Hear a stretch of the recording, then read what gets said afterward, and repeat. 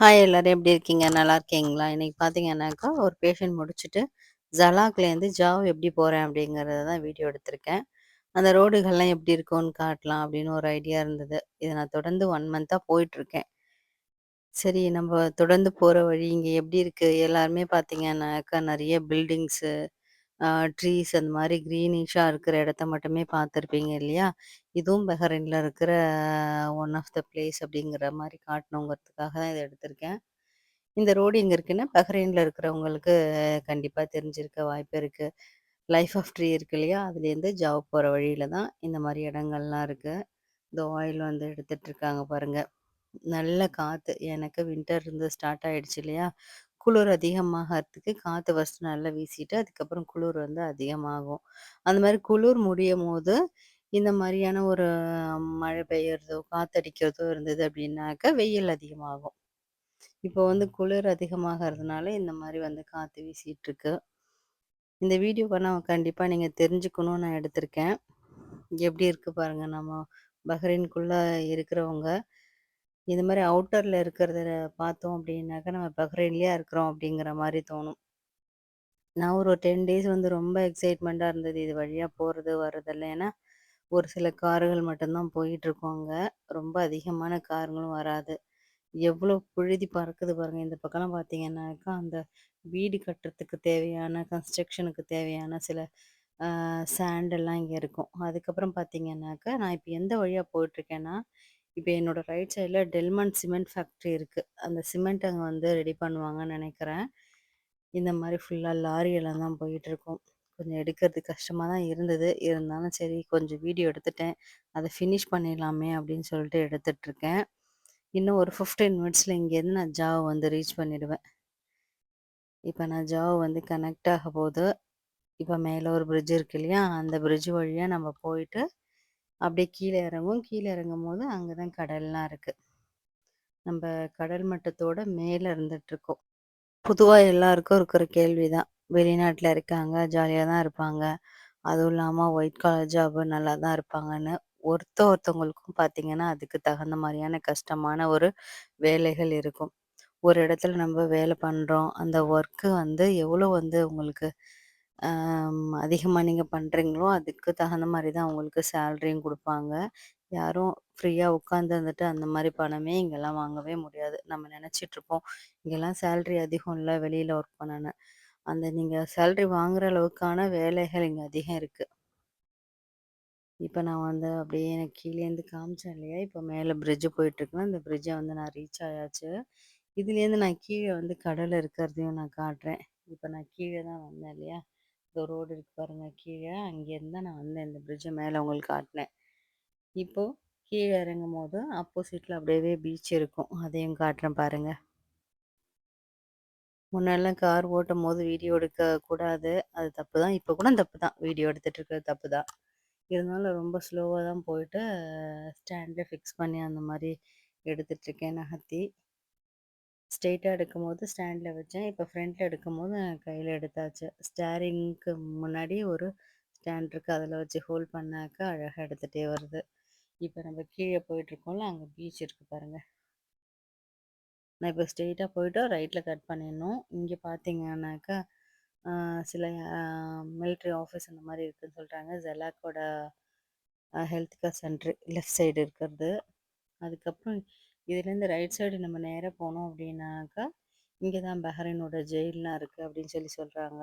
நானுமே இப்போ வரும்போது அதெல்லாம் பார்த்தேன். ஆனா வீடியோ எடுக்கிறதுக்கு அங்க வந்து அலோ பண்ண மாட்டாங்க. போர்டெல்லாம் வச்சிருந்தாங்க.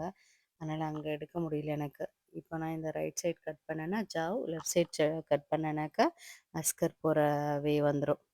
அதுக்கப்புறம் இங்க இருக்கிற பீச்சுக்கு ஓரம் பார்த்தீங்க அப்படின்னாக்கா, நெறைய வீடுங்கள் இருக்கும். நம்ம பயப்படுவோம் இல்லையா? நம்ப ஊர்ல சுனாமி அந்த மாரிலாம் வரும்போது நம்மளுக்கு பயமா இருக்கும். ஒரு குறிப்பிட்ட அளவு வந்து மேல வீடு இருந்ததுனாக்கா, அந்த சுனாமி அப்போ அதில இருக்க முடியாதுன்ற மாரியான ஒரு தாட்ஸ்லாம் நம்மளுக்கு இருக்கும். ஆனா இங்க பார்த்தீங்கன்னா, அதுக்கு ஆப்போசிட் அப்படியே நல்ல பெரிய பெரிய பங்களா இதெல்லாம் கட்டி வச்சிருப்பாங்க. ஆனா வந்து அவங்க அதுக்காகலாம் பயப்படுறதில்ல. இன்னொரு விஷயம் என்னன்னாக்கா, இங்க நெறைய வேவ்ஸ் நீங்க பார்க்க முடியாது. இது வந்து கொஞ்சம் எக்ஸ்டெண்ட் ஆயிட்டு இருந்த இடம்லாம் பார்த்தீங்கன்னாக்கா, இடையில மண்ணு கொட்டியிருக்காங்களா, இங்க பாருங்க பீச்சுக்கு நடுவுல. அதுக்கப்புறம் பார்த்தீங்கன்னா, வீடுகள் இருக்கும். அந்த பீச்சுக்குள்ள மண்ண கொட்டிட்டு, அது மேல வீடு வந்து எழுப்பிட்டு வராங்க. இது எப்படி இருக்கும்ன்றது நம்மளுக்கு தெரியாது. ஆனா, இந்த மாரி வீடு தான் இருக்கு. இதோ பாருங்க, இங்கெல்லாம் ஃபுல்லா பீச் இருக்கு. அதுல பாதியிலேருந்து ஆரம்பிச்சு முன்னாடி வீடுங்கள் இருக்கு. அப்போ அந்த பீச் இருக்கிற இடம்லாம் மண்ணு போட்டுட்டே வராங்க. இங்க பார்த்தீங்கன்னாக்கா, இண்டிவிஜுவல் வில்லாஸ் நெறையா இருக்கும். அதுக்கப்புறம் இந்த லேண்ட்லலாம் நம்ம போர்டு வச்சிருப்போம் இல்லையா? லேண்ட் ஃபார் சேல்ன்னு அந்த மாரி இங்க சில போர்டுகள்லாம் வச்சுட்ருப்பாங்க. இப்ப நான் கிட்ட போயிட்டுருக்கேன் பாருங்களேன், அங்கேயும் ஒண்ணு வச்சுட்ருக்காங்க. உங்களுக்கு அத நான் ஜூம் பண்ணி காட்டுறேன் கிட்ட போனதுக்கப்புறம். ரொம்பவே வீடுகள்லாம் அழகா இருக்கும். இங்க நெறைய மரங்கள் என்ன வச்சிருப்பாங்கனாக்கா, கொடுக்காப்புளி மரம் தெரியுமா? அந்த மரம். அதுக்கப்புறம் பாதாங்காய்ன்னு சொல்லுவாங்க அது. அதுக்கப்புறம் பார்த்தீங்க அப்டின்னாக்கா, ஆவாரம் பூ செடி எங்க பார்த்தாலுமே இருக்கும். அந்த வீடியோ ஒரு நாள் நான் உங்களுக்கு எடுத்து நான் வச்சிருக்கேன். நான் எடிட் பண்ணி குடுக்குறேன். அதுக்கப்புறம் பார்த்தீங்கன்னாக்கா, பேரிச்சம்பழம் நார்மலாவே இருக்குமா? ஆ வேற பார்த்தீங்கன்னா, அகத்திக்கீரை இருக்கும்.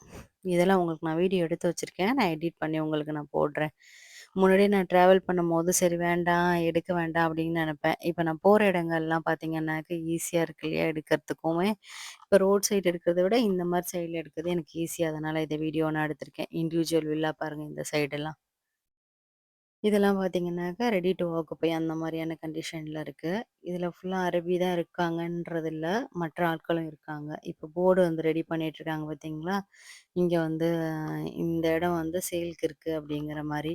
நான் பார்த்தீங்கன்னாக்கா, அங்க தெரியுது இல்லையா? அந்த இடத்துக்கிட்ட தான் போணும் பேஷண்ட் பார்க்கறதுக்கு. அதுல 2த்துல ஒரு வீடு. அதுலேருந்து லாஸ்ட் போனோம்னாக்கா, அங்கேயும் பார்த்தீங்க அப்படின்னாக்கா, பீச் இருக்கு. ஏன் 2த்துல ஒரு வீடு உங்களுக்கு தெரியாதா? அப்படின்னு கேட்டீங்க அப்படின்னாக்கா, நான் இப்ப வந்து வீடியோ எடுக்கிறதே வந்து அவங்களோட பர்மிஷன் இல்லாம அவங்க வீட்ட காட்டுறேன். அப்போ அந்த வீடு எந்த வீடுன்றது அதையும் சொல்லக்கூடாதுன்றதுல கான்ஷியஸா இருந்தேன். அதனால தான் நான் அத உங்களுக்கு சொல்லல. நார்மலா உங்களுக்கே தெரிஞ்சிருக்கும் பார்க்கும்போது எந்த வீடு அப்படின்ட்டு. இப்ப அவங்க வீட்லேருந்து கிராஸ் பண்ணி ஸ்ட்ரெயிட்டா போனோம்னா, டெட் எண்ட் ஒண்ணு இருக்கு இல்லையா? இதுதான் பார்த்தீங்கன்னா பீச்சும் கூட.